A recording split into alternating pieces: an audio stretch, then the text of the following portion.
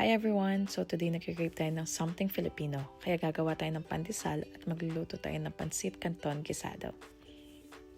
So first, gagawa muna tayo ng pandesal.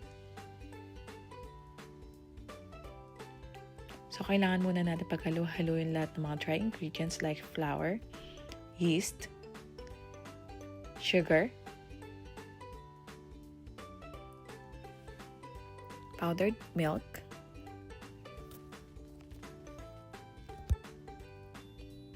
and salt. Tapos ng dry ingredients, yung wet ingredients naman, like eggs,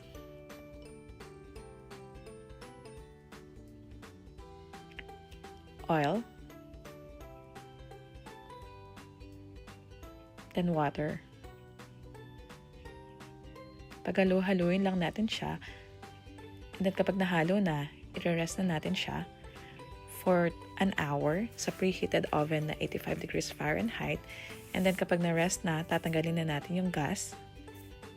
And then I divided the dough into 30 grams per piece. And then niroll ko siya sa breadcrumbs. And then nirest ko ulit for 30 minutes. Nung nag-double na yung size, nilagay ko siya sa preheated 375 degrees Fahrenheit oven for 12 minutes. Or until mag-light golden yung color niya. And then, meron na tayong hot pandesal. Magluluto tayo ng pansit canton gisado. So, kapag mainit na yung pan, maglalagay na tayo ng oil. And then, susunod na natin yung chicken. So, gumamit ako dito ng chicken thigh kasi mas malasa siya for me. Then, hayaan lang natin siyang maluto. Kapag naluto na, isusunod na natin yung onions. And then garlic. Then haluin lang natin. Susunod naman natin yung oyster sauce. Soy sauce. And then naglagay na din pala ako dito ng ground pepper. And then sinunod ko na yung carrots. Hinalo ko lang. And then takpan. At yung ibang gulay naman ang kasunod.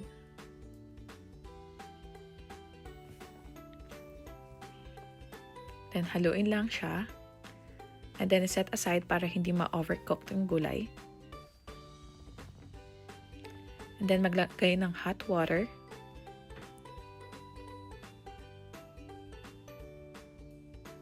Para sa pampalasa, naglagay ako ulit ng oyster sauce,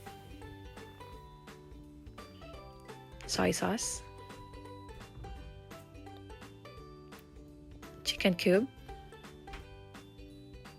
and ground pepper. Haluin lang ulit. And then takpan hanggang kumulo. Then kapag kumukulo na, ilalagay na natin yung noodles.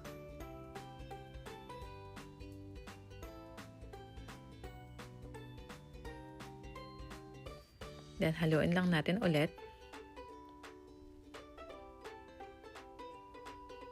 Then, kapag malambot na yung noodles, lalagay na natin yung vegetables.